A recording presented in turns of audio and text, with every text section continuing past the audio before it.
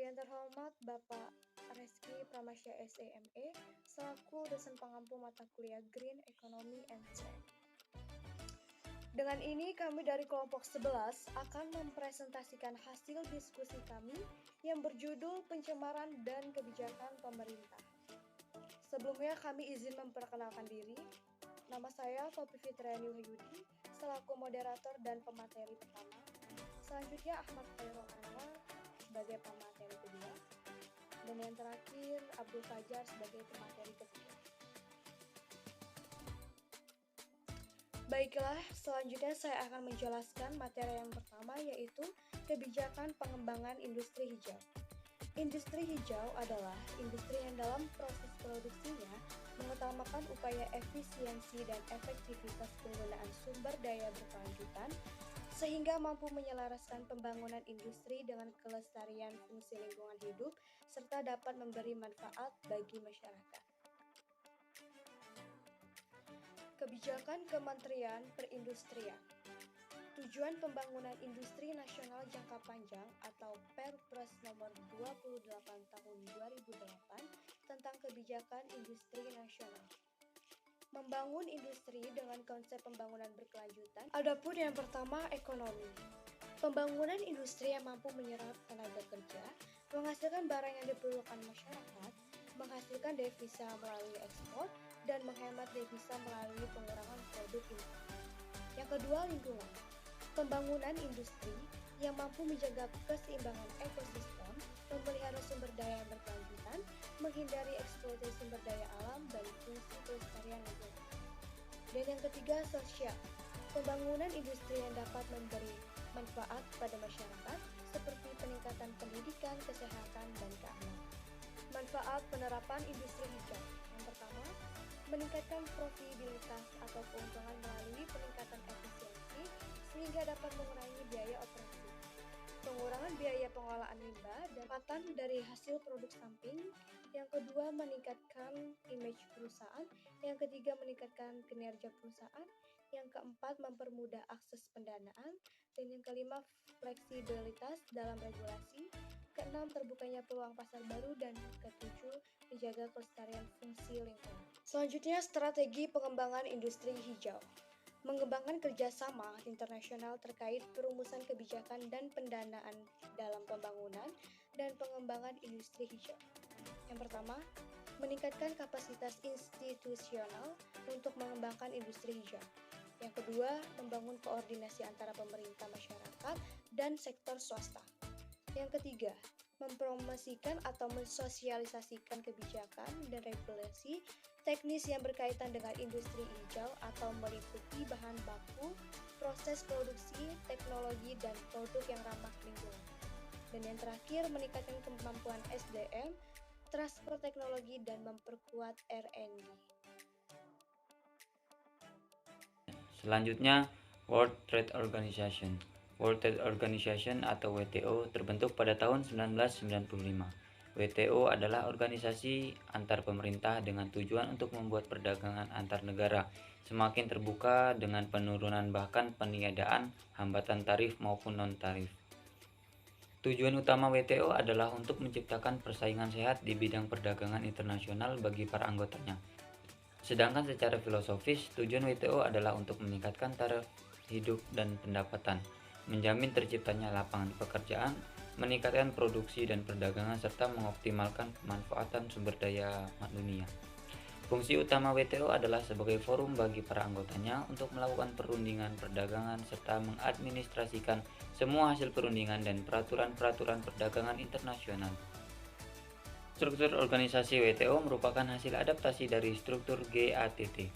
Struktur organisasi WTO sebagai berikut. Yang pertama, Ministerial Conference, yaitu badan pengambil keputusan tertinggi dalam WTO. Kemudian General Council, yaitu badan yang terdiri dari delegasi negara anggota WTO. Yang ketiga, Dewan Perdagangan Barang, yaitu badan yang mengawasi pelaksanaan perdagangan barang internasional. Keempat, Dewan Perdagangan Jasa, yaitu badan yang mengawasi pelaksanaan perdagangan internasional di bidang jasa. Kelima, Badan Penyelesaian Sengketa, yaitu badan yang bertugas menengahi sengketa perdagangan antar negara. Dan yang Terakhir, Badan Peninjau Kebijakan Perdagangan, yaitu badan yang bertugas melaksanakan mekanisme peninjauan kebijakan perdagangan internasional. Baiklah, di sini saya akan membacakan materi selanjutnya. Peran WTO di Indonesia. Indonesia telah masuk di dalam keanggotaan WTO adalah sejak 24 Februari 1950. Selama bergabung dengan WTO, Indonesia mendapatkan beberapa keuntungan seperti perlindungan dari kecurangan perdagangan, dumping, dan diskriminasi kebijakan.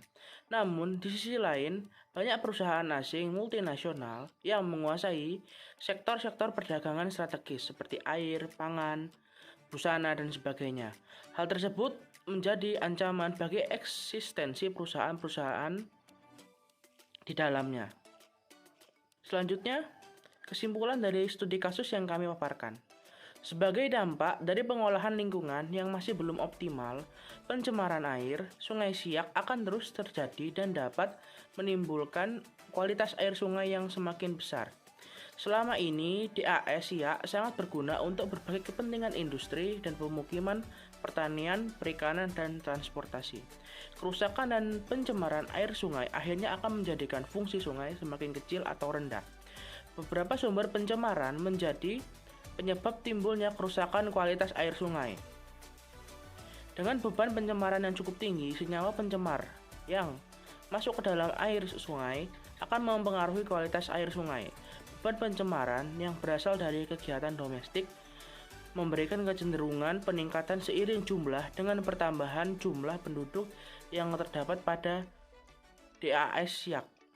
Berbeda dengan beban pencemaran domestik, beban pencemaran industri cenderung menurun. Hal ini dimungkinkan ada beberapa industri yang telah melakukan pengolahan air limbah. Namun demikian, pencemaran yang berasal dari industri perlu diperhatikan karena sifat dan jumlahnya yang sangat mempengaruhi kondisi air sungai. Selain yang berasal dari kegiatan domestik dan industri, kerusakan kualitas air Sungai Siak juga diakibatkan oleh adanya konversi lahan perkebunan, pertambangan, dan transportasi air. Berdasarkan pemantauan terakhir dan pemeriksaan kualitas air Sungai Siak yang dilakukan oleh Bapeda Riau tahun 2005, telah ada parameter-parameter yang berada di luar buku mutu yang telah ditetapkan. Jika kondisi ini tidak diperbaiki dan daya dukung lingkungan semakin berkurang, maka berada di luar buku mutu yang telah ditetapkan.